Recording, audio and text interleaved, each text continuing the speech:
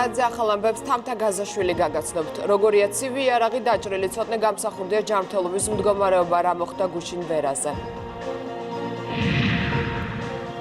დატყვევებული ექიმის საქმეს ოკუპირებულ ცხინვალში დღეს კიდევ ერთხელ განიხილავენ რა გადაწყვეტილებას მიიღებენ ამჯერად ვაჟა გაფრინდაშვილთან დაკავშირებით. ცოტნე გამსახურდია შესაძლოა კიდევ ერთი ოპერაცია დასჭირდეს, მისი ჯანმრთელობის მდგომარეობა კვლავ მძიმეა. პირველი პრეზიდენტის შვილი ვერაზე გუშინ დაჭრეს. შინაგან საქმეთა სამინისტროს ინფორმაციით ფაქტზე გამოძიება განზრახ-მკვლელობის მცდელობის მუხლით დაიწყო. მარიამ ქართველიშვილი გაგვაცნობს მეტ ინფორმაციას. მარიამ, პირველ რიგში რას ამბობენ ექიმები დაჭრილის მდგომარეობაზე, რა ტიპის დაზიანებები აქვს მიღებული ცოტნე გამსახურდიას? სულ რამდენიმე წუთის წინ ხეჩინაშვილის კლინიკაში მკურნალმა ექიმმა გააკეთა განცხადება. მან თქვა, რომ ცოტნე გამსახურდიას ჯანმრთელობის მდგომარეობა უცვლელია, ვითარება მძიმეა და ექიმმა არ გამორიცხა, რომ შესაძლოა საჭირო გახდეს დამატებითი ქირურგიული ჩარევა. მედიკოსები წინასწარ რაიმე პროგნოზის გაკეთებისგან თავს იკავებენ, ისინი ამბობენ, რომ გამსახურდიას საკმაოდ მძიმე და მრავლობითი ჭრილობები აქვს მიყენებული სავარაუდოდ ბასრის საგნით. ეს დაზიანებები მას აქვს როგორც კისრის არეში გამჭოლი ჭრილობა, ასევე ზურგიში და გულმკერდის არეში. როგორც იცით, გუშინ გვიან ღამით ბოლო ქირურგიული ოპერაცია ჩაუტარდა ცოტნე გამსახურდიას, მათ შორის ტრეპანაციაც და მედიკოსები ამბობენ, რომ ამ ოპერაციამ წარმატებით ჩაიარა, თუმცა ჯერჯერობით ისინი არ საუბრობენ იმის შესახებ, არის თუ არა სიცოცხლისთვის საშიში ის დაზიანებები, რომელიც გუშინ გვიან ღამით ცოტნე გამსახურდიას მიაყენეს უცნობმა პირებმა სავარაუდოდ ბასრის საგნით. ექიმი ამბობს და არ გამორიცხავს, რომ შესაძლოა დღის განმავლობაში დამატებითი ოპერაცია გახდეს საჭირო. პაციენტის მდგომარეობა არის ძალიან მძიმე. იცით, რომ ჩაუტარდა ოპერაციული ჩარევა, ორი. ამ ეტაპზე მის სიმძიმე შეესაბამება გადატანილ ოპერაციული ჩარევებს. რა სახის ოპერაციები ჩაუტარდა? კონკრეტულ დეტალებს ჯერჯერობით ვერ მოგახსენებთ. კიდევ ხომ არის პროგნოზება ითქვას, რომ პაციენტს ემუქრება თუ არა საფრთხე? ამ ეტაპზე მისი მდგომარეობა არის ძალიან მძიმე. შესაძლებელია კიდევ გახდეს ქირურგიული ჩარევა საჭირო? დღეს რაიმე ტიპის ქირურგიული ჩარევა დაგეგმილი არ გვაქვს, თუმცა გამორიცხული არ არის რაღაცა პერიოდის შემდეგ ჩარევა განმეორებითი გახდეს საჭირო. მართვის სუნთქვაზეა? პაციენტი მართვის სუნთქვაზეა, კი ბატონო, მედიკამენტური ძილის დეტალურ ინფორმაციას სამწუხაროდ ვერ გავდივართ.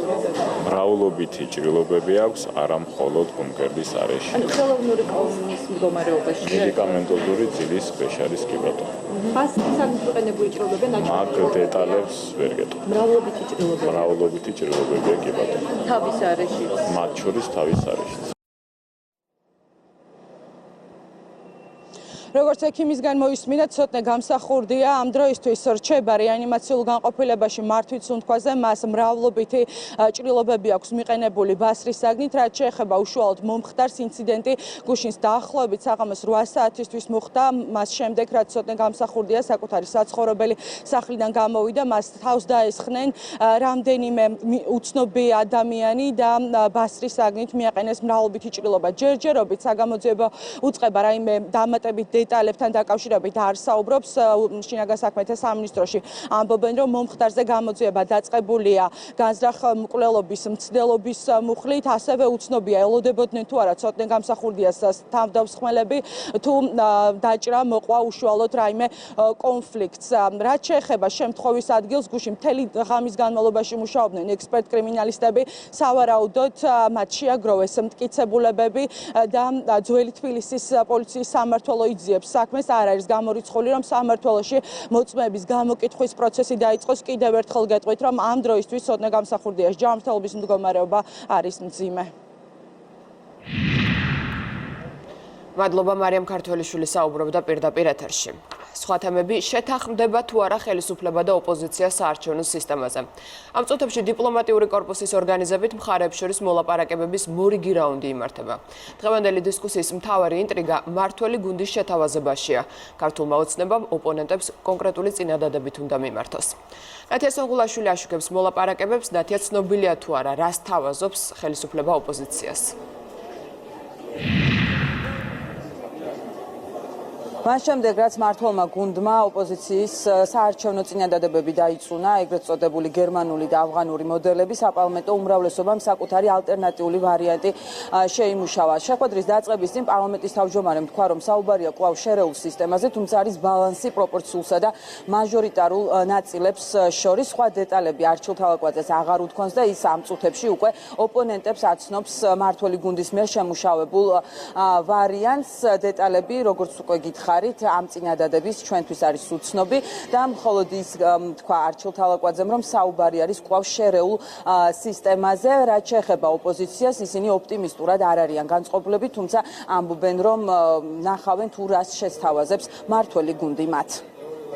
ჩვენ მოვამზადეთ წინადადება, რომელიც არის დაბალანსებული და ჩვენი აზრით უნდა იყოს მისაღები ყველა მხარისათვის, ვინც ამ პროცესში არის ჩართული. ეს მოდელი ჩვენი აზრით უზრუნველყოფს იმას, რომ რეგიონების დედაქალაქის წარმომადგენლობა პროპორციული არჩევნების წილი შერეულ მოდელში იყოს დაბალანსებული. რეალურად ამ მოდელის წარდგენის შემდეგ დღეს გამოჩნდება თუ რომელი პოლიტიკური პარტია არის ორიენტირებული შეთანხმებაზე და ვის სურს რეალურად დემოკრატიული და თავისუფალი არჩევნების ჩატარება და ვის აქვს სხვა ინტერესები, რომელიც შესაძლოა საარჩევნო ყუთის გვერდის ავლით იყოს რაიმე ცვლილებებთან დაკავშირებული. ჩვენ გვჭირდება სამართლიანი არჩევნების განცდა, მოსახლეობას სჭირდება მის განცდა, რომ არჩევნების ცვლილება შესაძლებელია და ამ ცვლილების შემდეგ ქვეყანა დაწყნარდება. ესაა ჩვენი კრიტერიუმები, ამას აკმაყოფილებს პროპორციული სისტემა,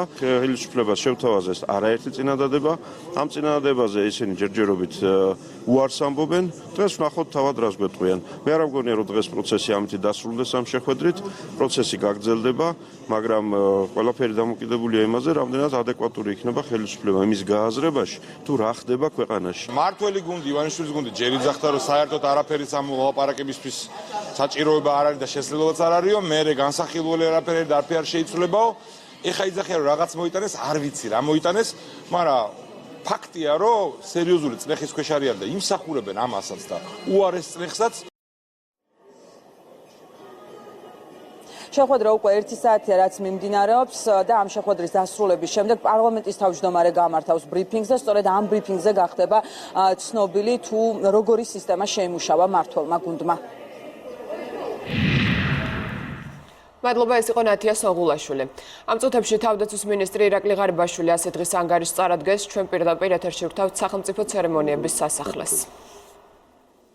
ჩვენ ყველანი თანხმდებით, რომ ის ვინც იცავს ქვეყანას, იმსახურებს განსაკუთრებულ პატივისცემას. ძლიერი ჯარი არის ძლიერი სახელმწიფოს საფუძველი. ჩვენი ყველა პარტნიორი, იქნება ეს ნატოს გენერალური მდივანი, ჩვენი უცხოელი მეგობრები, ერთხმად აღიარებენ ჩვენი სამხედროების განსაკუთრებულობას, მათ მაღალ პროფესიონალიზმს და მათ მზაობას. ყველანი ერთხმად აღიარებენ ჩვენი სამხედროების სიმამაცეს და სიმტკიცეს.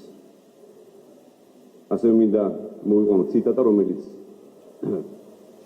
ამერიკის შეერთებულ შტატებში ჩემი ვიზიტის დროს მოვისმინეთ პენტაგონის წარმომადგენლის მხრიდან, რომ ამერიკის შეერთებულ შტატებსა და საქართველოს შორის სტრატეგიული პარტნიორობა, რომელიც საერთო ღირებულებების დაცვას და გავრცელების ერთობლივ ძალისხმევას ემყარება, არასოდეს ყოფილა ასეთი ძლიერი.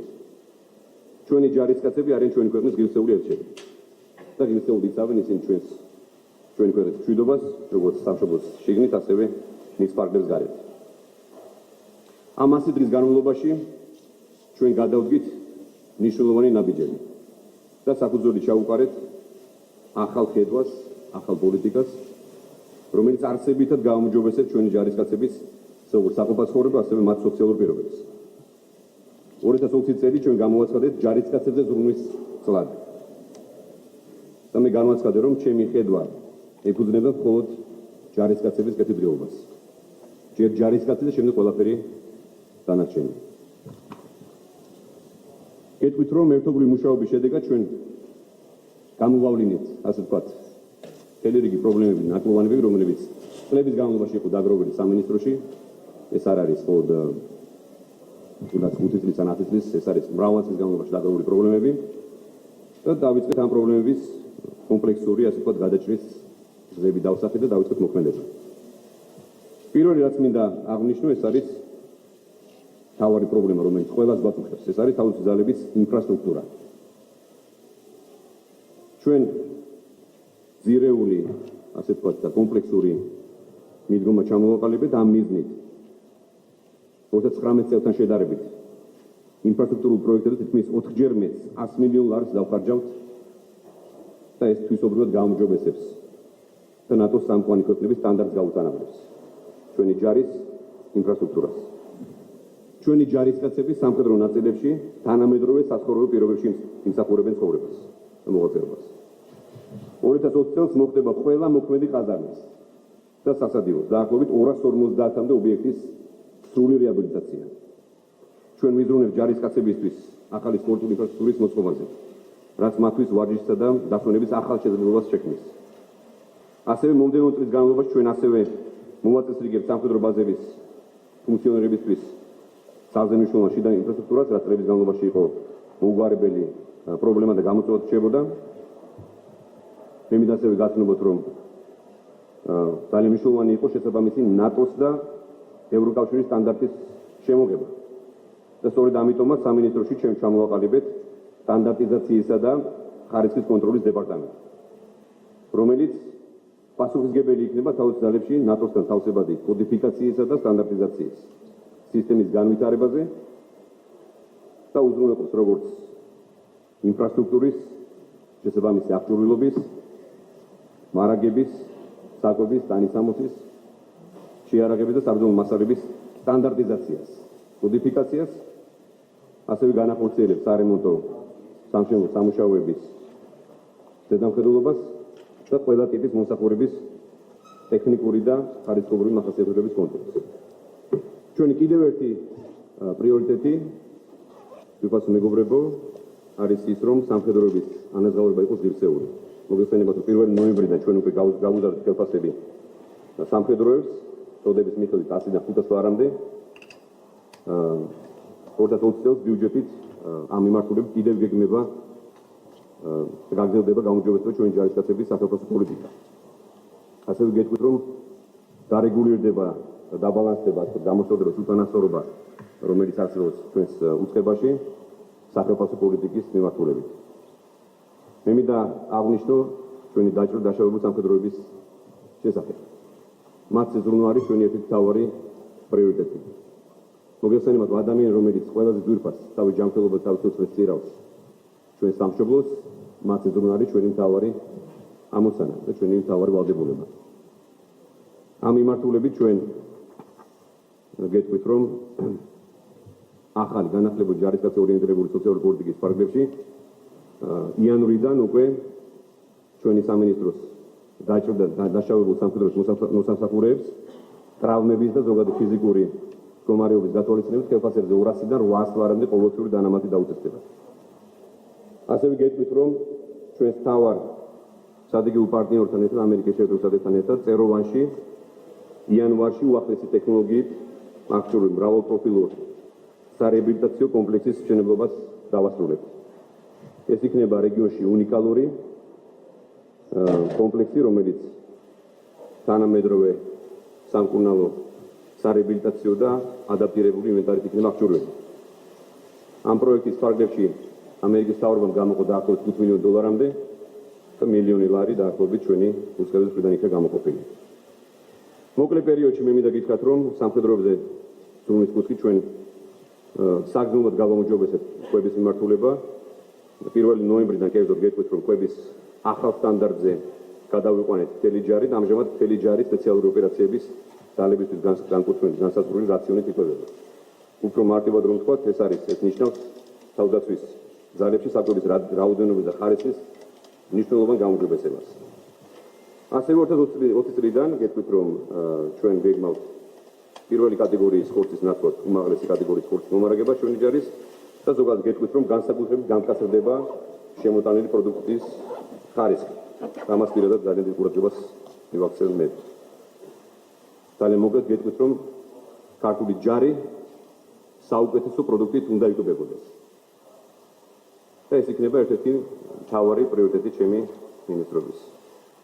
შემდეგი ძალიან მნიშვნელოვანი გადაწყვეტილება და ის რაც გამოჯობესება ჩვენ დავიწყეთ არის სამხედრო ეკიპირების ფეხსაცმლისა და უნიფორმის მოწესრიგების საკითხი. მინდა ღიად გითხრათ, რომ აღნიშნული საკითხი მთელი წლების განმავლობაში იყო გამოწვევა და პრობლემა, თავად ჯარისკაცების სუხილის საგანი, რადგან ფეხსაცმლისა და უნიფორმის ხარისხი არ იყო სათანადო და არ იყო ხარისხიანი. ჩვენი გადაწყვეტილებით ჯარისკაცების ფეხსაცმლისა და უნიფორმის ხარისხი ნატოს წამყვანი ქვეყნების სტანდარტებს გაუტანავდება. 2020 წელს ჩვენ დაგვეგმეთ სამხედრო უნიფორმის სრული განახლება, ასევე გეტყვით, რომ თითოეულ ჯარისკაცი იქნება უზრუნველყოფილი განახლებული სახის და მაღალი ხარისხის თანამედროვე უნიფორმით. გეტყვით ასევე იმასაც, რომ დავგეგმეთ მაღალი ხარისხის ზამთრის ზაფხულის სეზონებისთვის სამხედრო ფეხსაცმლის შესყიდვა, მოლაპარაკება მიმდინარეობს ევროპის წამყვან კომპანიებთან, რომლებიც არაერთ ნატოს წევრ ქვეყნის ჯარს ამარაგებენ. ჯარისკაცებზე და მათი ოჯახის წევრებზე ზრუნვის ერთ-ერთი მთავარი გაბუწყები არის ჯანმრთელობის დაზღვევის პირობების გაუმჯობესება. გეტყვით, რომ დაზღვევის პრობლემა ჯარში იდგა ძალიან მწვავედ, კრიტიკული საკითხი იყო, რომელიც ჩვენ მოსვლის დღიდანვე დავისახეთ მიზნად ამის სამსახურის მოწესრიგება და გამოჯობესება. 2020 წელს დაზღვევის ბიუჯეტი იქნება 22 მილიონი ლარი. ჩვენ დავგეგმეთ ამბულატორული, სტაციონარული, მედიკამენტოზური, ასევე სტომატოლოგიური სამედიცინო მოსახურების გამოჯობესებული სერვისების უზრუნველყოფა ჩვენი ჯარისკაცებისთვის, როგორც თბილისში, ასევე რეგიონებში. და ჩვენი დავალებით ნებისმიერ კლინიკაში უნდა შეძლოს ჩვენმა ჯარისკაცებმა შეუზღუდავი მომსახურების მიღება. გეტყვით, რომ კიდევ ერთი მთავარი მიმართულება, რადგან ჩვენ აქცენტი გავაკეთეთ, ეს არის ჩვენი ჯარისკაცების საცხოვრებელი ბინების უზრუნველყოფა. ამ მიმართულებით მთავრობა და გუნდი დიდი პასუხისმგებლობით ეგიდება ვალდებულების შესრულებას, მიუხედავად იმისა, რომ როდის იქნება ვალდებულება აღებული. ჩვენ საზოგადოება და სამხედრო სამინისტროს მიერ 2007 წელს დადებული კონტრაქტი აღებული ვალდებულების შესრულებას დავბედით. მოცემული დაპირების შესრულება ჩვენ 2013 წლიდან დავიწყეთ. 2020 წელს პირნათლად შევასრულებთ აღებულ ვალდებულებას და სრულად დავაკმაყოფილებთ მათ საცხოვრებელ ბინებს. ასევე ვიწყებთ ჩვენ ახალ საბინაო პოლიტიკას, რომელიც რამდენიმე დღის წინ პირდაპირ ეთერში უსმენდით ირაკლი ღარიბაშვილს, თავდაცვის მინისტრი უწყების 100 დღის ანგარიშს და სამომავლო გეგმებს წარადგენს. დატყვევებული ექიმის საქმეს ოკუპირებულ რეგიონში დღეს კიდევ ერთხელ განიხილავენ. პატიმრობაში დატოვებინან ერთი კვირის თავზე, დე-ფაქტო ცხინვალის ეგრეთ წოდებულ სასამართლოში რიგით მეორეს ხდომა ამ წუთებში იმართება. რაც ცნობები ამ დროისათვის ვაჟა გაფრინდაშვილის საქმეზე, ჩემი კოლეგა ლევან კვატაშიძისაგან გავიგებთ, ის ახლა ერგნეთიდან გვერდდება. ლევან, არის თუ არა რაიმე კონკრეტული მოლოდინი დღევანდელი ეგრეთ წოდებული პროცესიდან? თამთა მოლოდინი არის, რომ ვაჟა გაფრინდაშვილი საოკუპაციო რეჟიმის ტყვეობიდან გათავისუფლდება წინასწარი პატიმრობის ვადის სამოწურვამდე. დაანონსებული იყო დღეს, რომ 11 საათიდან შეიკრიბებოდნენ ოკუპირებულ ცხინვალში ეგრეთ წოდებული სასამართლოს წარმომადგენლები და იმსჯელებდნენ ვაჟა გაფრინდაშვილის საქმესთან დაკავშირებით. ჩვენ ბევრი ინფორმაცია ამ საქმესთან დაკავშირებით არ გაგვაჩნია, უფრო მეტს გავიგებთ მას შემდეგ, რაც უფლებადამცველი ინფორმაციას მიაწვდის თბილისში ადვოკატთა ასოციაციას. რაც შეეხება თავად ვაჟა გაფრინდაშვილს, ჩვენი ინფორმაციით ის თავს კარგად გრძნობს, თუმცა ბოლო პერიოდში იყენებდა დუმილის უფლებას. წინა ეგრეთ წოდებული პროცესი, რომელიც გაიმართა პარასკევს, ვაჟა გაფრინდაშვილის პოზიცია გაირკვა, რომ იყო უცვლელი, ის არ აღიარებს ეგრეთ წოდებული საზღვრის კვეთას და სწორედ ეს არგუმენტი და მისი ეს გადაწყვეტილება იყო მთავარი საფუძველი იმისა, რომ ვაჟა გაფრინდაშვილი საოკუპაციო რეჟიმის წარმომადგენლებს დაეტოვებინათ ისევ ტყვეობაში. როგორ განვითარდება მოვლენები, პროგნოზის გაკეთება არის რთული. ჩვენ ვიმყოფებით, როგორც უკვე აღნიშნე, ერგნეთში გამშვებ პუნქტთან, აქ არ იმყოფებიან ოჯახის წევრები, მათი მხრიდან არ კეთდება ამ ეტაპზე არც კომენტარი, ყველა ელოდება თუ რა გადაწყვეტილებას მიიღებს დღეს ეგრეთ წოდებული სასამართლო ვაჟა გაფრინდაშვილის საქმესთან დაკავშირებით. გეტყვით, რომ ექიმის უკანონო ტყვეობიდან დღეს უკვე ზუსტად 42 დღეა. მადლობა, ერგნეთიდან ლევან კვატაშიძე საუბრობდა. ვაჟა გაფრინდაშვილის მხარდასაჭერად აქცია გაიმართა ამერიკის შეერთებულ შტატებში. ემიგრანტები ვაშინგტონში რუსეთის საელჩოსთან შეიკრიბნენ. მათ ექიმის გატაცების და დაპატიმრების ფაქტი დაგმეს, მოითხოვეს მისი სასწრაფოდ გათავისუფლება. აქციის მონაწილეებს ადგილზე მიტანილი ჰქონდა ტრანსპარანტები და დატყვევებული ექიმის ფოტოები. პირველ რიგში ჩვენ თანაგრძნობას უცხადებთ ვაჟა გაფრინდაშვილის ოჯახს. მოვითხოვთ აი რუსეთის საელჩოს წინ, იმიტომ შევიკრიბეთ, რომ ის არის უკანონოდ დაკავებული და მის დაუყოვნებლივ გათავისუფლებას მოვითხოვთ და ასევე ვფიქრობ, რომ ვაჟა გაფრინდაშვილის თანადგომით ჩვენ თანადგომას უცხადებთ საკუთარ სამშობლოს, იმიტომ რომ ვაჟა გაფრინდაშვილმა ფაქტიურად გაახმოვანა სამშობლოზე შეყვარებული და საღად მოაზროვნა ნებისმიერი ქართველის პოზიცია და სათქმელი. ჩვენ თანადგომა გვინდა გამოვხატოთ ამ არაჩვეულებრივი ადამიანის მიმართ, რომელმაც ყველას გასაკეთებელი გააკეთა და უბრალოდ არის გმირი, რაც ახლა ეს ადამიანი აკეთებს და უძლებს, არის გმირი. და მე მგონი ყველას ვალდებულებაა, რომ აი რაღაც ძალიან პატარა რაც შეგვიძლია გავაკეთოთ. ვაჟა გაფრინდაშვილის დაკავება იყო ერთ-ერთი მთავარი თემა, რაზეც შეერთებულ შტატებში გამართულ შეხვედრებზე საქართველოს საპარლამენტო დელეგაციის წევრებმა ისაუბრეს. ოფიციალური ვიზიტი უკვე დასრულებულია. დელეგაცია ვაშინგტონში მოქმედ გავლენიანი კვლევითი ორგანიზაციების პრეზიდენტსა და ექსპერტებს, ასევე კონგრესმენებს, სენატორსა და სახელმწიფო მდივნის თანაშემწეს შეხვდა. დეტალებით ვაშინგტონიდან დემნა დევდარიანი გვერდდება. შეერთებულ შტატებში 4 დღის განმავლობაში საქართველოს საპარლამენტო დელეგაციის ოფიციალური ვიზიტის ფარგლებში ქართული კანონმდებლები ხდებოდნენ ამერიკული პოლიტიკის მთავარ აქტორებს. საქართველოს საპარლამენტო დელეგაციის წევრები შეხვდნენ ვაშინგტონში არასამთავრობო და კვლევითი ორგანიზაციების პრეზიდენტებსა და ანალიტიკოსებს, რომლებიც უკვე წლებია აკვირდებიან საქართველოში განვითარებულ მოვლენებს. შეხვედრებზე მხარეებმა ისაუბრეს აღნიშნული ორგანიზაციების როლსა და მათი საქმიანობის მნიშვნელობაზე ქართული დემოკრატიის მშენებლობის პროცესში. არაერთი მნიშვნელოვანი შეხვედრა შედგა ამერიკის კონგრესში. ქართველმა და ამერიკელმა კანონმდებლებმა არაერთ მნიშვნელოვან საკითხზე ისაუბრეს. მათ შორის ქვეყანაში ბოლო დროს განვითარებულ პროცესებზე. ქართველმა კანონმდებლებმა ამერიკელ კონგრესმენებს დეტალური და სრულყოფილი ინფორმაცია მიეწოდეს ქვეყანაში პოლიტიკური პროცესების შესახებ.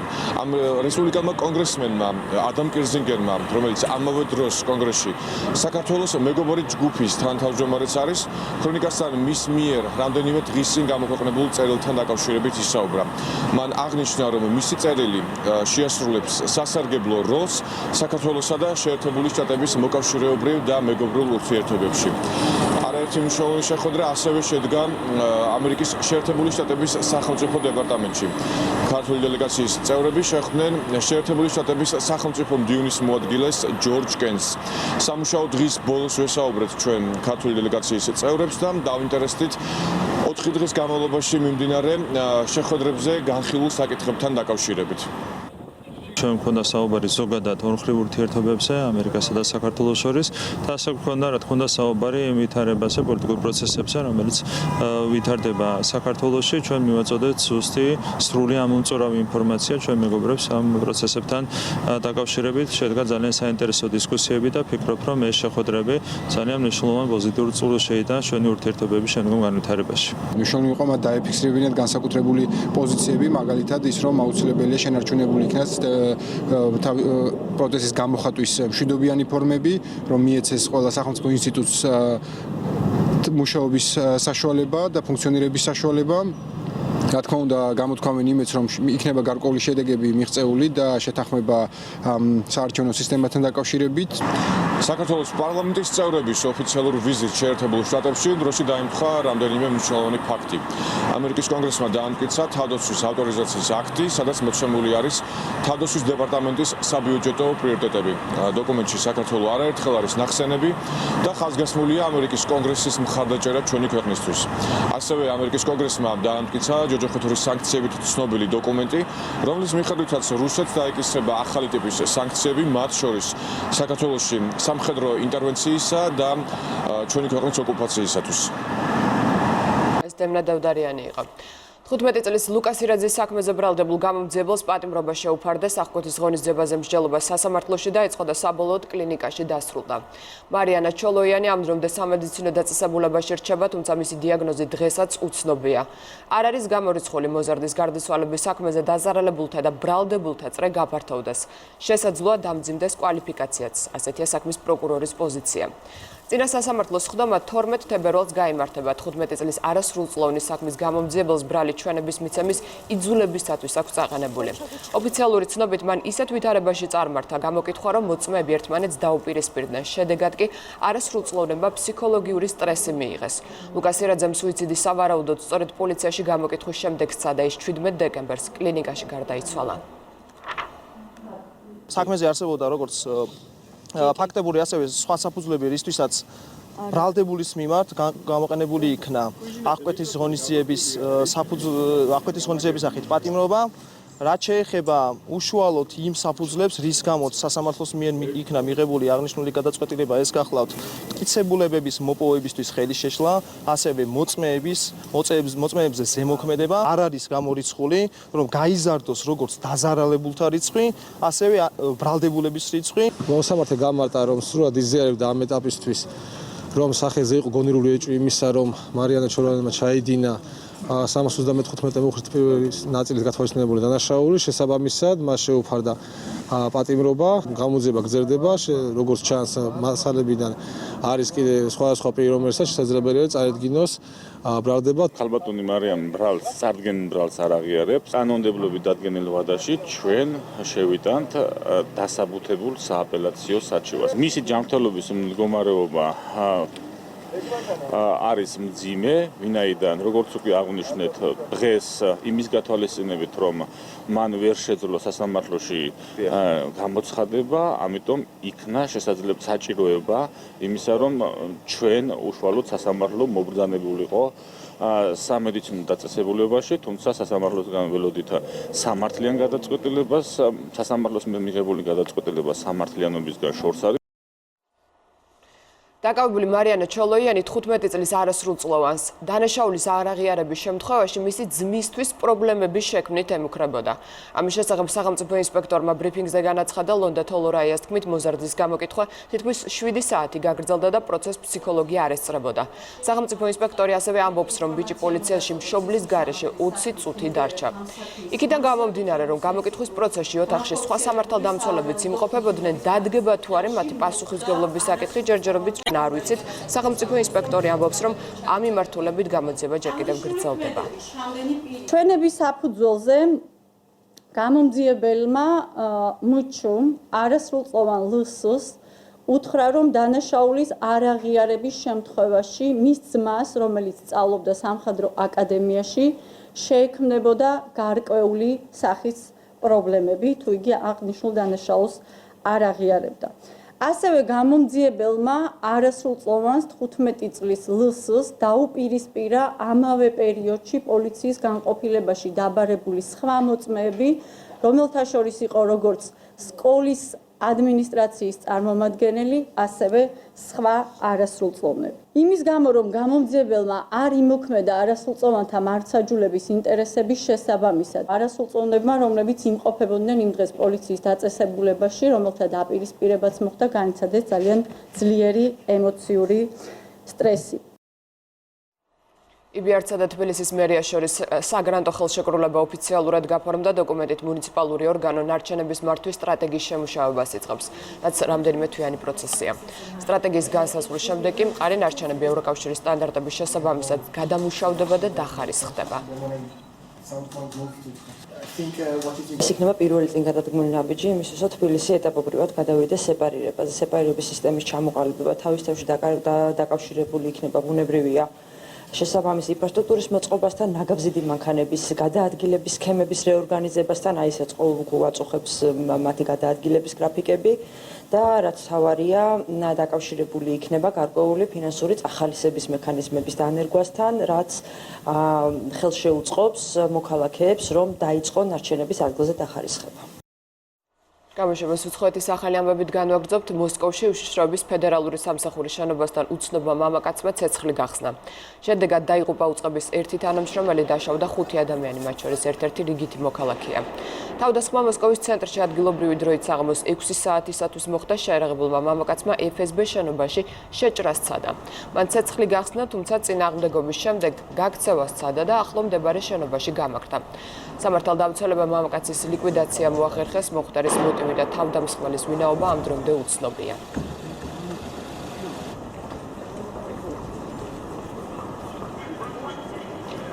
ევროკავშირმა რუსეთის წინააღმდეგ დაწესებული ეკონომიკური სანქციები 6 თვით გაახანგრძლივა. ცნობა ამის შესახებ უწყების ვებ-გვერდზე გამოქვეყნდა. პუბლიკაციის მიხედვით, გადაწყვეტილება ევროპის საბჭომ საფრანგეთის პრეზიდენტის ემანუელ მაკრონის და გერმანიის კანცლერის ანგელა მერკელის ინფორმაციის საფუძველზე მიიღო.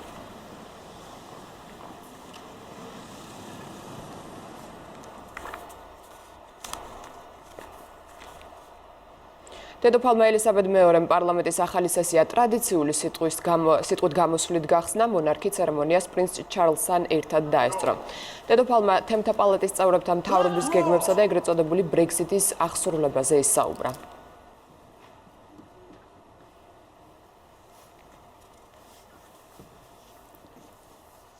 My lords, pray be seated. საფრანგეთში ხელისუფლების და პროფკავშირების წარმომადგენლებს შორის მოლაპარაკება შედგა მხარეებმა გარკვეულ საკითხებში კონსენსუსს მიაღწიეს, მათ შორის შეთანხმება შედგა მინიმალურ პენსიაზე. თუმცა პროგრესის მიუხედავად პროფკავშირების ლიდერებმა განაცხადეს, რომ საშობაო ზავი მაინც არ იქნება და გაფიცვა გაგრძელდება, მოლაპარაკების პროცესი კი საახალწლო დღესასწაულების შემდეგ იანვარში განახლდება.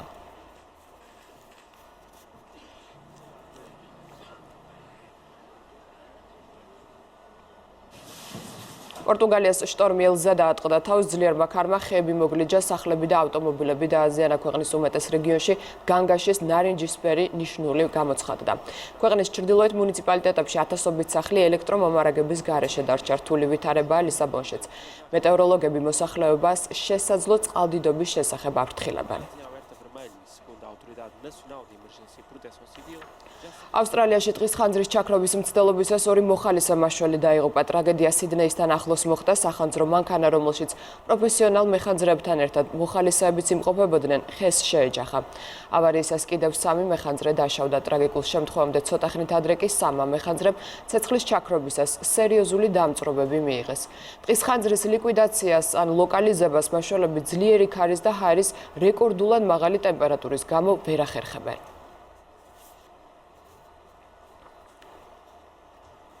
ინდოეთში საპროტესტო აქციის მონაწილეებსა და სამართალდამცველებს შორის შეტაკებას 3 ადამიანი ემსხვერპლა. პოლიციამ ათასობით დემონსტრანტი დააკავა. აქციის მონაწილეები მოქალაქეობის შესახებ ახალ კანონს აპროტესტებდნენ, რომლის წინააღმდეგ აქციის გამართვაც აკრძალული იყო.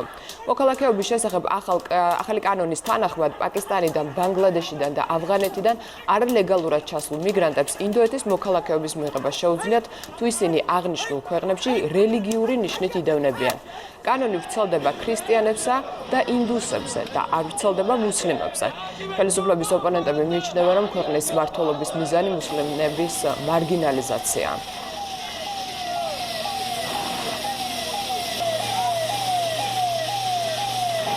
ვატიკანში მიგრანტების ხსოვნის მიზნით ჯვარი აღმართეს, რომელსაც სამაშველო ჟილეტი ჩამოაცვეს. მიგრანტების ხსოვნის სიმბოლო რომის პაპისა და იმ მიგრანტების შეხვედრისას აღმართეს, რომლებმაც ხმელთაშუა ზღვა გადაკვეთეს და საბერძნეთში მოხვედრა შეძლეს. პაპმა ფრანცისკმა აღნიშნა, რომ სამაშველო გემების ბლოკირება მიგრაციის პრობლემას ვერ გადაწყვეტს. 2014 წლიდან 2019 წლის ოქტომბრის ბოლომდე ხმელთაშუა ზღვის გადაკვეთის დროს 19,000-მდე მიგრანტი დაიღუპა.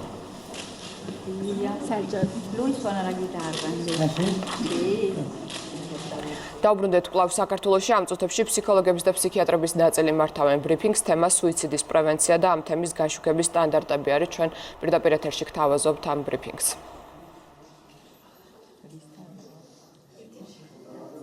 მოგესალმებით ყველას. ჩვენ შევიკრიბეთ ფსიქოლოგები და ფსიქიატრები იმ სამწუხარო ამბავთან დაკავშირებით, რაც მოხდა ჩვენს ქალაქში და პირველ რიგში მინდა მეუსამძიმრო ოჯახს, მთელი საქართველო გლოვობს ამას და ჩვენ თავებსაც გლოვობთ. იმიტომ რომ კიდევ ერთი სიცოცხლე წავიდა, არ შემდგარი სიცოცხლე, როცა შეიძლებოდა ეს ყოფილიყო ღირსეული, ძალიან შემდგარი პიროვნება და ეს ჩვენი საზოგადოების ბრალია. დღეს ყველა ვიშვართ ხელს ერთმანეთისკენ და ვკითხულობთ რა მოხდა.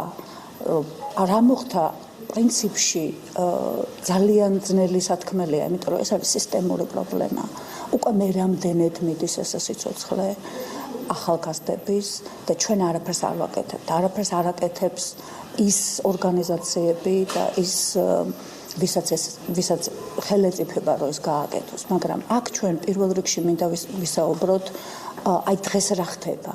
ჩვენ ემოციური ადამიანები ვართ და ემოციებს ძალიან რეაქტიულად გამოვხატავთ. გასაგებიც არის, ყველა შეგვძრა ამ ამბავმა, მაგრამ აუცილებლად უნდა ვიფიქროთ, ეს ემოცია რა შედეგს მოიტანს.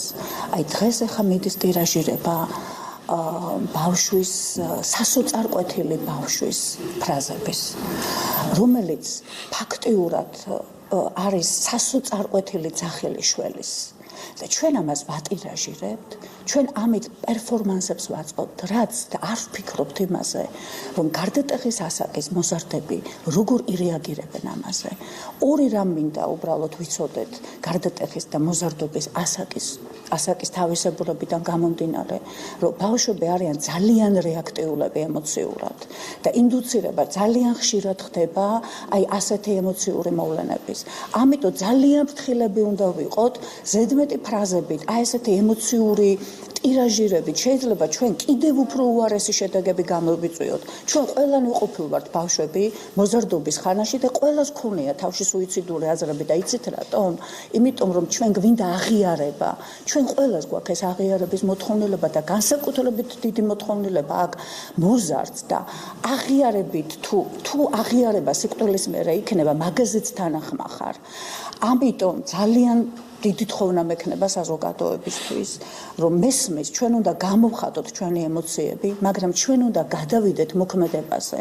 ჩვენ უნდა ვიფიქროთ იმ ბავშვებზე, რომლებიც სკოლებში სწავლობენ, რომელთაც ზუსტად ისეთივე პრობლემები აქვთ, ასეთი ცხოვრების, რომელშიც ჩვენ ცხოვრობთ და ჩვენ აღარ გვინდა ესეთი ცხოვრება, მაგრამ ჩვენ უნდა შევცვალოთ მაშინ ეს ცხოვრება და პერფორმანსებით ცხოვრება არ იცვლება. მე მინდა დღეს ჩვენ ვისაუბროთ ზუსტად იმაზე, როგორ შეიძლება შევცვალოთ ბოლოს და ბოლოს აი ესეთი მანკიერი წრე, როდესაც ახალგაზრდები კლავენ ერთმანეთს, იკლავენ თავს. ეს ჩვენი საზოგადოების პრობლემაა, ხო? ეს ლოზუნგებით ჩვენი საზოგადოების პრობლემაა. ამიტომ მე ვფიქრობ, რომ პირველ რიგში ჩვენ უნდა ვისაუბროთ იმაზე, თუ რა უნდა გაკეთდეს. რა გააკეთა? აი 2 წლის წინ იყო აი ესეთი მძიმე შემთხვევა, ხო? მოზარდებმა მოკლეს ადამიანი. ფაქტიურად იმის მერე რა გაკეთდა? რა გააკეთა განათლების სამინისტრომ? რა გააკეთა შინაგან საქმეთა სამინისტრომ? მანდატური სამსახური, ნულოვანი ტოლერანტობა არ შველის ამ ამბავს. ამ ამბავს შველის ადამიანების გაზრდა, მაგრამ ჩვენ რო ადამიანები გავზარდოთ, ჩვენ უნდა ვიყოთ ჯერ ადამიანები. ჩვენ უნდა გავხდეთ ჯერ ადამიანები და ჩვენ უნდა ვისწავლოთ პატივისცემა სხვა ადამიანის. ბავშვებს რა ადარდებთ? პატივს არ ცემენ. არ ცემენ მათ პატივს, ეს ადარდებთ პირველ რიგში, მათ ღირსებას ლახავენ, არ ზრდიან პასუხისმგებლიან ადამიანებად. ისინი ამას ჩივიან. შესაბამისად, აი ეს მომენტი არის ძალიან მნიშვნელოვანი და მე ვისურვებდი, რომ აი ეს პროგრამები რა გამოიყო ბიუჯეტი, გამოიყო თანხები იმ პროგრამებთან დაკავშირებით, რომელიც პრევენციას გააკეთებს, არ მომხდარა ეს. და ჩვენ დღეს თუ არ დავიწყეთ ამაზე ლაპარაკი, პრევენციულ ღონისძიებებზე, ერთმანეთის დადარჩენ ნაშაულებაზე კი არა. ყველა დამნაშავე ვართ, გინდა სამართალდამცავი ორგანოები, სკოლა, განათლების სისტემა, ოჯახს დღეს ძალიან უჭირს მშობელს. ვინ ანათლებს მშობელს დღეს? მარტო ხელებს ვიშვერთ, ხო? ვინ ეხმარება მასწავლებელს? ესეთი ცალ-ცალკე დახმარება არ გამოდის. მთლიანი სისტემური მიდგომა უნდა, ფსიქოლოგიური სამსახურებია საჭირო, სოციალური მუშაკია საჭირო, ჩემი კოლეგები ამაზე უფრო მეც ისაუბრებენ. მოკლედ, რო შევაჯამო, ჩვენ თუ დღეს და სახელმწიფომ პირველ რიგში არ დავიწყეთ ყველამ ერთად ამ სისტემების შეცვლა და შესაბამისად ბავშვის ყურება, მოზარდის ყურება, ადამიანის ყურება და არაძალადობრივი მიდგომა. ჩვენ ყველა ერთმანეთზე ვძალადობთ. და მე გვიკვირს, რომ ბავშვები რატო ძალადობენ ერთმანეთზე. სხვათა შორის მედიასაც აქვს ამაში როლი. დილა იწყება ძალადობით. და ბავშვი მოდელირებას აკეთებს ამისას. აქედან გამომდინარე, ჩემი სურვილი იქნება პირველ რიგში, რომ საზოგადოებას აი პირდაპირ მოვუწოდებ, რომ ნუ ხდება ტირაჟირება აი ესეთი სასოწარკვეთილი ფრაზების და ნუ ხდება აი ესეთი პერფორმანსირება, ასეთი უბედურების. ეს არის უბედურება და ქულების ჩაწერა აი ამ უბედურებაზე რბილად რო ვთქვა არაეთიკურია. ჩვენ უნდა ვიფიქროთ დანარჩენი მოზარდების სიცოცხლეზე. ძალიან დიდი მადლობა.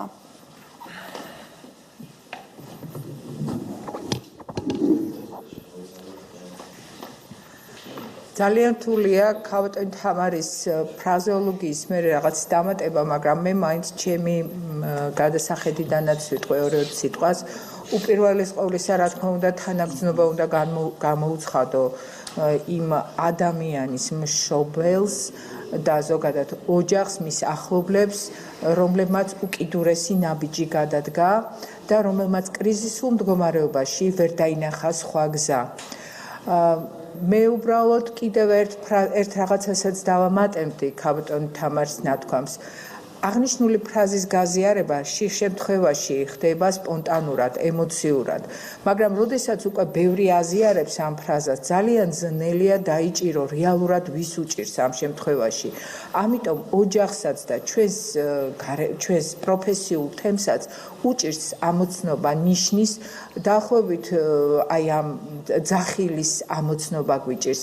დაახლოებით ისეთია ჩვენ გვასწავლიდნენ სკოლაში მგელიო და როდესაც რეალურად მგელი მოვიდა, ვეღარ დავინახეთ ჩვენ ეს საშიშროება, სოფელმა ვეღარ დაინახა მგლის საშიშროება.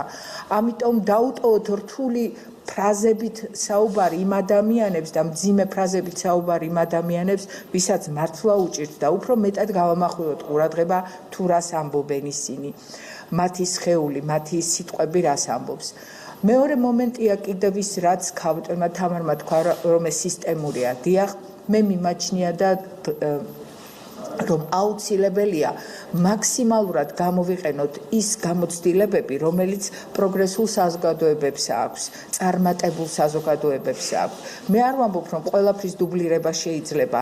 დიახ, არსებობს გარკვეული ინსტრუქციები, გარკვეული რეგულაციები, რომელსაც თუ შევიტანთ სკოლაში და ამ რეგულაციების შესახებ ეცოდინება არა მარტო სკოლის დირექციას ან განათლების სამინისტროს, არამედ ეცოდინება საზოგადოებასაც.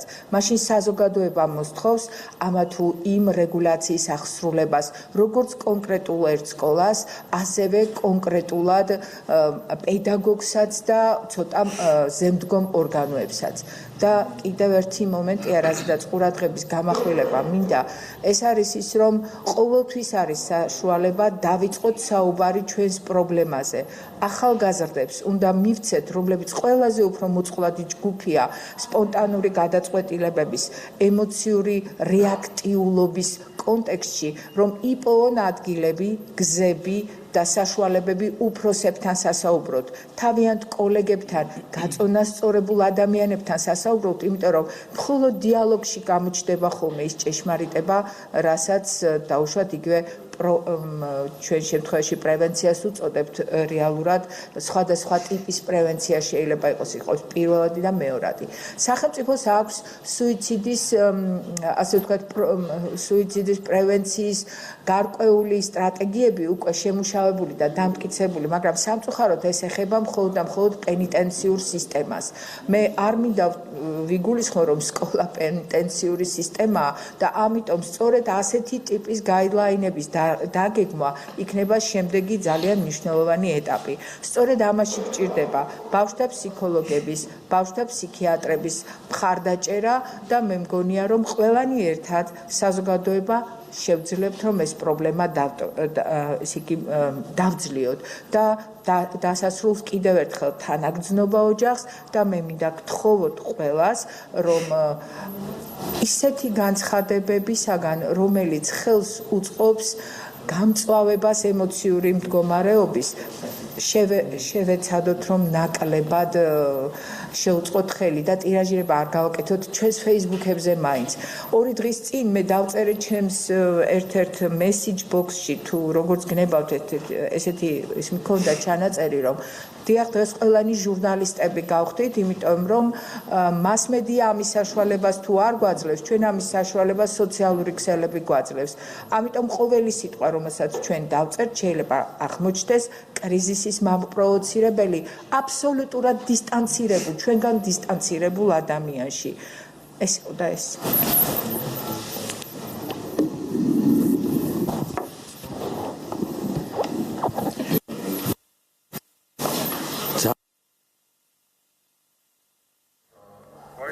ალბათ მარტო ოჯახს არ უნდა სამძიმროთ, უნდა მივსამძიროთ საკუთარ თავს, იმიტომ რომ ეს ბავშვი ჩვენი ნაწილიცაა. კი შეიძლება ფიზიკურად ჩვენ არ გვეხება, მაგრამ ეს იყო ის ახალგაზრდა, რომელსაც ბევრი რაღაცა შეეძლო გაეკეთებინა. მე დავუბრალოდ თქვა. ამ შემთხვევაში მე როგორც ფსიქიატრი სრულიად ვაგებ პასუხს და შემიძლია ვთქვა მიმართო ეკლესიას და თუ ოჯახი გადაწყვეტავს წესის აგებულება შეიძლება ჩვეულებრივად მიიღეს გადაწყვეტილება. ხო, ანუ წესის აგებულება შეიძლება ჩვეულებრივად და აქ ამაში არანაირი ასე ვთქვათ შეცდომა ან გაუგებრობა ნამდვილად არ უნდა იყოს. ეს ერთი. ბავშვი, მოზარდი, სუიციდურ თვითდაზიანების, თვით დესტრუქციის ნაბიჯს დგავს მაშინ, როდესაც ის დგას ჩიხში. ჩიხში ადამიანი არის მხოლოდ მაშინ, როდესაც ის არის მარტო. ანუ ის წინ ხედავს კედელს და პოულობს ამ კედლის გასანგრევად არასწორ ნაბიჯს. ერთადერთი რაღაცა, რაც შეიძლება შემოატრიალოს ახალგაზრდა, ეს არის არა მარტო დგომა და ვერბალური სიტყვიერი საუბარი ვიღაცასთან. გინდაც თანატოლთან, გინდაც უფროსთან, გინდაც ნებისმიერ ცხოველთანაც, რომელსაც რაღაცას მოუყვები, ესაუბრები, გასცემ შენ ემოციას. რასაკვირველია ჯობია, როდესაც ეს არის უფრო ასაკით დიდი და უფრო კომპეტენტური და იგრძნობს, რო აქ რაღაცა საფრთხის წინაშე ვართ. ამიტომ ამ რისკისგან დაზღვეული არავინ არ ვართ. როგორც კი ჩვენ დავინახავთ კლასელს, მეგობარს, ახლობელს, რომელიც არის რატომღაც ზედმეტად ჩაფიქრებული, ზედმეტად გაჩვენებული, ნუ მოგვერიდება, მოვეფერებთ, ვესაუბროთ. თუ არაფრის თქმა არ უნდა, შეიძლება ფიზიკურად ჩავეხუტოთ მაინც. იმიტომ რომ ეს არის გზა და საშუალება გახსნის და შემდგომი თავისი ემოციის გადმოცემის. იმ მომენტში ალბათ ბავშვის გვერდზე რომ ვიღაცა ყოფილიყო და არ ყოფილიყო მარტო, ქონოდა საშუალება ჩახუტების და საუბრის, ეს ამ ნაბიჯს ჩვენ ავწდებოდით. ძნელია ძალიან ამ თემაზე საუბარი და მეც ბიჭის ალბათ მე ამით მეც ვეღარ გავაგრძელებ საუბარს უკაცრავ.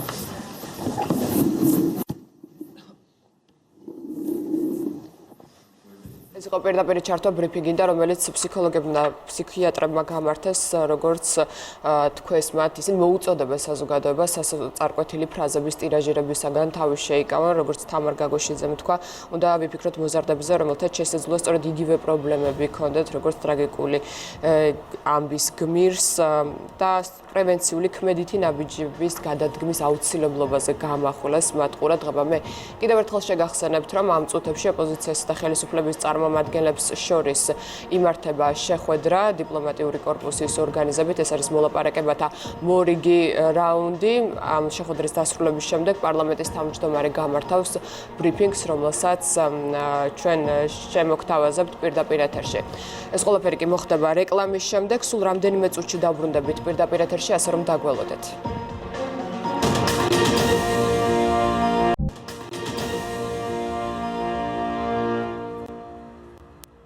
ქრონიკა კვლავ პირდაპირ ეთერში ხელისუფლებისა და ოპოზიციის წარმომადგენლებს შორის შეხვედრა დასრულებულია. როგორია ქართული ოცნების შეთავაზება საარჩევნო სისტემასთან დაკავშირებით, ამას გავიგებთ პარლამენტის თავმჯდომარის ბრიფინგისგან. ახლა იწყება ამ წუთებში არჩილ თალაკვაძის ბრიფინგი. ჩვენ პირდაპირ ეთერში გთავაზობთ მის განცხადებას.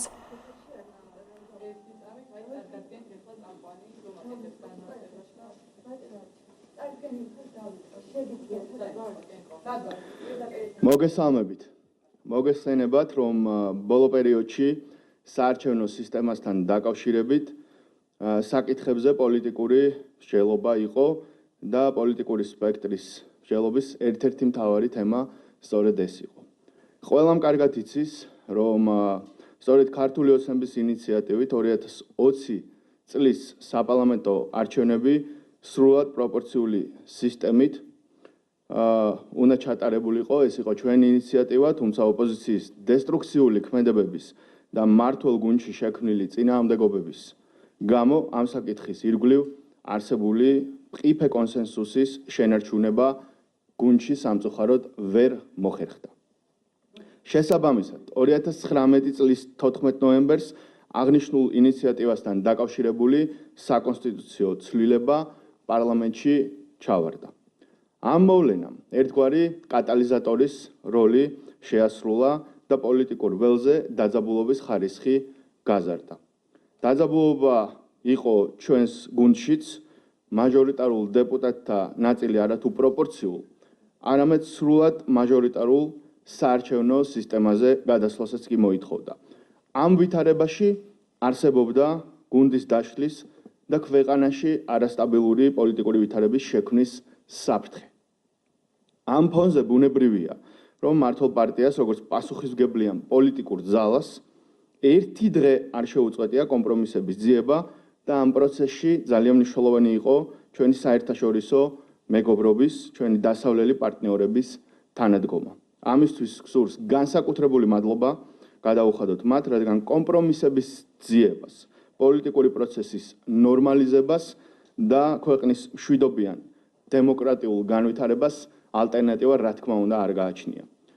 რთული პროცესების შედეგად ქართული ოცნების გუნდმა შეძლო არსებულ ვითარებაში ოპტიმალური კომპრომისული გადაწყვეტილების შეთავაზება და მიღება.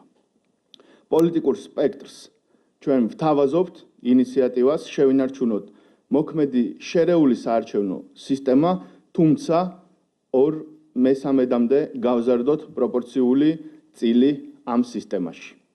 ამ ინიციატივაზე შეთანხმების შემთხვევაში პროპორციული წესით ავირჩევთ 100 დეპუტატს, ნაცვლად 77-ის, ხოლო მაჟორიტარული მანდატები 50-მდე შემცირდება.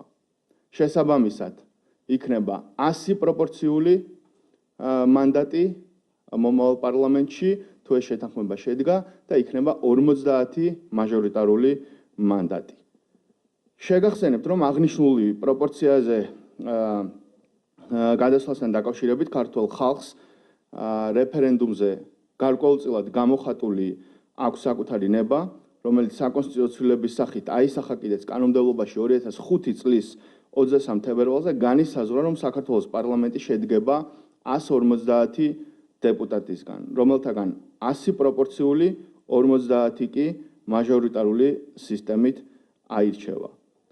მიუხედავად იმისა, რომ რეფერენდუმმა ამის ლეგიტიმაცია არ მისცა წინა ხელისუფლებას, სამწუხაროდ 2008 წლის 12 მარტს ნაციონალური მოძრაობის ხელისუფლებამ ხალხის მიერ რეფერენდუმზე გამოხატული ნების გარეშე და საწინააღმდეგოდ შეცვალა ეს თანაფარდობა და მათ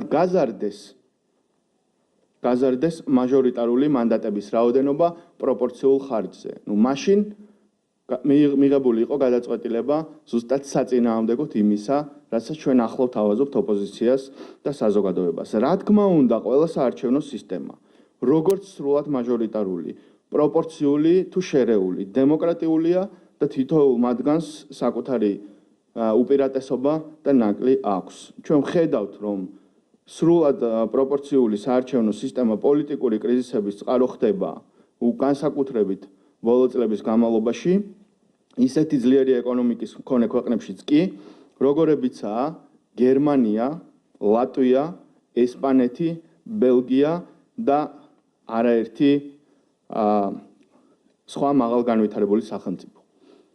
ამის ნათელი მაგალითია ისრაელიც, სადაც პროპორციულ სისტემაზე გადასვლის გამო ვერ ხდება მთავრობის ფორმირება და ბოლო 1 წლის განმავლობაში უკვე მე-13 უწევს ისრაელს არჩევნების ჩატარება, რაც ჩვენი ტიპის ქვეყნისთვის, რა თქმა უნდა, იქნება კრიტიკული და იქნება დესტაბილიზაციის აშკარა საფუძველი.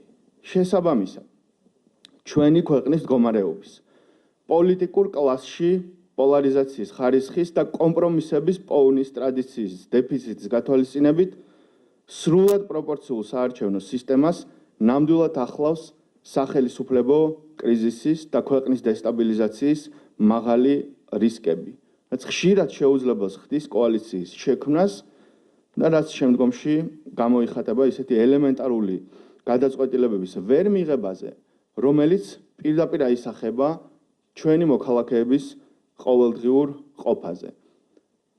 ყველას გვახსოვს, რომ ამ საკითხებთან დაკავშირებით მათ შორის საჯარო განხილვების დროს ჩვენი მოქალაქეებიც გვისვამდნენ კითხვებს. მიგვაჩნია, რომ შექმნილ ვითარებაში, როგორც შიდა, ისე გეოპოლიტიკური გამოწვევების გათვალისწინებით, საქართველოსთვის ჩვენი ტიპის ქვეყნისთვის საუკეთესოდ ამ კონტექსტში სწორედ შერეული საარჩევნო მოდელი იქნება, რომელსაც შეგახსენებთ, რომ იტალია სრულად პროპორციული სისტემის შეცვლის შემდეგ ახლახან დაუბრუნდა. აღნიშნული მოდელი ითვალისწინებს მაჟორიტარული დეპუტატების წილსაც, თუმცა გაცილებით ჭარბობს პროპორციული წესით ასარჩევი დეპუტატების რაოდენობა. ქართული ოცნების მიერ შეთავაზებული ამ ინიციატივით პროპორციული წესით ასარჩევი დეპუტატების რაოდენობა მაჟორიტართა რიცხვის შემცირების ხარჯზე 2/3-მდე იზრდება, რაც არის მნიშვნელოვანი ცვლილება. სწორედ მეტი პროპორციულობა იყო ჩვენი საერთაშორისო პარტნიორების მთავარი რეკომენდაციაც და რეფორმების სულისკვეთებაც, რომელსაც ჩვენ მხარი დაუჭირეთ 1 წლის წინ. აქედან გამომდინარე, მიმართავთ პოლიტიკურ სპექტრს. ვინც დაინტერესებულია ქვეყნის სტაბილური დემოკრატიული განვითარებით, აქტიურად ჩაერთონ ამ საკითხის განხილვაში და საერთაშორისო თანამეგობრობის მაღალი ჩართულობით სწრაფად მივაღწიოთ კონსენსუსს და დავასრულოთ ამ საკითხთან დაკავშირებული პოლიტიკური უნებათაღელვა. ვაზუსტებ, გუნდში მიღწეული კონსენსუსი და იცით, რომ უმრავლესობის შიგნით იყო 2 სხვადასხვა მოდელთან დაკავშირებით 100-თა სხვადასხვაობა, გუნდში მიღწეული კონსენსუსი ამჟამად არის ამ ცვლილებების არა მხოლოდ 2020 წლის არჩევნებისთვის ერთჯერადად, არამედ შემდგომი არჩევნებისთვისაც დემოკრატიული და დაბალანსებული სისტემის დაკანონება. ამასთანავე გარწმუნებთ, აქტიურად ვიმუშავებთ იმისთვის, რომ EUTOS რეკომენდაციების ფარგლებში მიმდინარე საარჩევნო კანონმდებლობის რეფორმა წარმატებით დასრულდეს, არჩევნები კი დემოკრატიულ, სამართლიან, თავისუფალ და კონკურენტულ გარემოში ჩატარდეს, რომელზეც ხალხი გადაწყვეტს, თუ ვის ანდობს ქვეყნის მომავალს და მართვის ძირითად პასუხისმგებლობას. ეს ჩვენ უთხარით დღეს ოპოზიციასაც. დასასრულ კიდევ ერთხელ ხაზგასმით მინდა აღნიშნო, რომ ქართული ოცნების აღნიშნული გადაწყვეტილება სახელმწიფოებრივი აზროვნებით არის ნაკარნახევი, რადგან ჩვენს ქვეყანას მოქალაქეებს განვითარებისთვის მშვიდობიანი, სტაბილური და დემოკრატიული გარემო ესაჭიროებათ. იმედს გამოვთქვამთ, რომ ოპოზიციაც გამოიჩენს სახელმწიფოებრივ მიდგომას, შედგება კონსენსუსი და ყველა ერთად მშვიდად განვაგრძობთ ქვეყნის სტაბილურ და დემოკრატიულ განვითარებას. ამის წინაპირობა კი ნამდვილად არსებობს. დიდი მადლობა.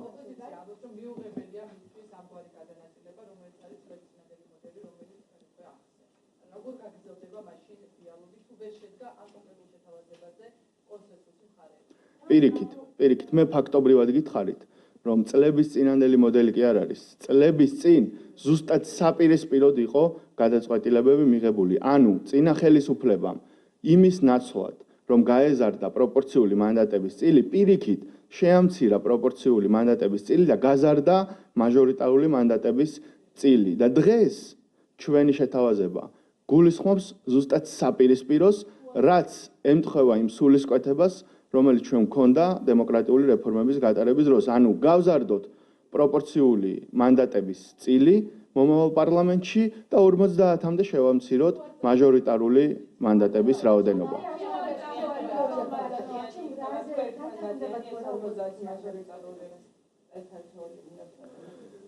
დღეს ჩვენ დეტალებზე არ გვიმსჯელია, შეთავაზება იყო, რომ ყოფილიყო 100 პროპორციული მანდატი, 50 მაჟორიტარული მანდატი და იგულისხმება ერთმანდატიანი ოლქები, ვინაიდან ოლქების რაოდენობა ამ მოდელით ისედაც მოითხოვს დაკორექტირებას. პრაქტიკულად დღევანდელი შეხვედრის ძირითადი შედეგი არის ის, რომ დიალოგი გრძელდება, ჩვენ მკაფიოდ დავაფიქსირეთ, რომ მომხრევართ დიალოგის გაგრძელების, ოპოზიციასაც როგორც ჩანს აქვს სურვილი, რომ განიხილოს საკითხები, გაგრძელდეს დიალოგი და ჩვენ სავარაუდოდ იანვარში დაუბრუნდებით მოლაპარაკებების მაგიდას.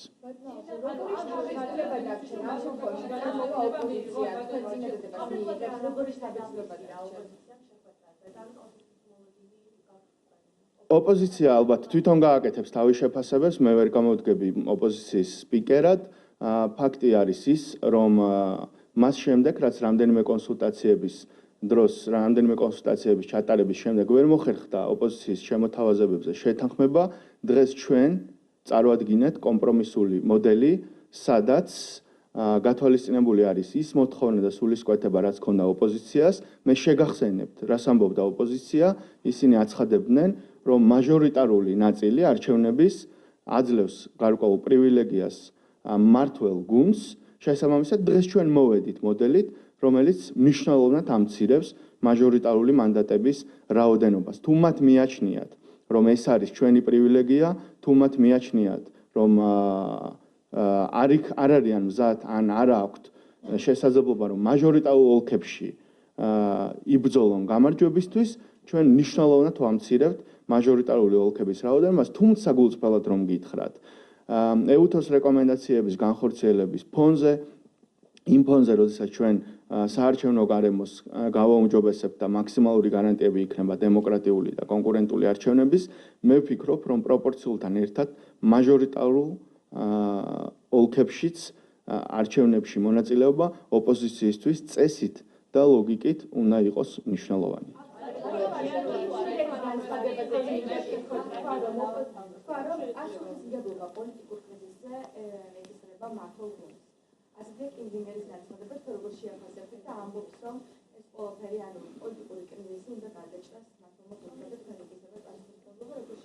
ყველა განცხადება, რომელსაც ჩვენი კოლეგები, კონგრესის წევრები, ანუ პოლიტიკოსები აკეთებენ და შეფასებებს ჩვენ ვხედავთ ამ საკითხებთან მიმართებაში, არის განხილული როგორც ჩვენი მეგობარი პოლიტიკოსების მოსაზრება და რა თქმა უნდა ჩვენ ყოველთვის დიდ ყურადღებას უთმობთ ამ განცხადებებს.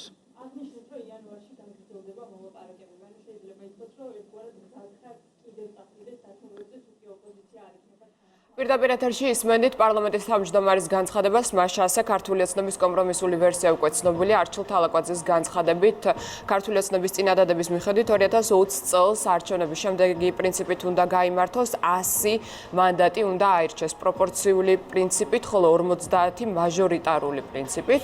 ასეთი არის ეს წინადადება, როგორია პერსპექტივა ამ წინადადების და რასაც ხადებენ ოპოზიციაში, ამას უკვე მოგიყვებით 2 საათზე.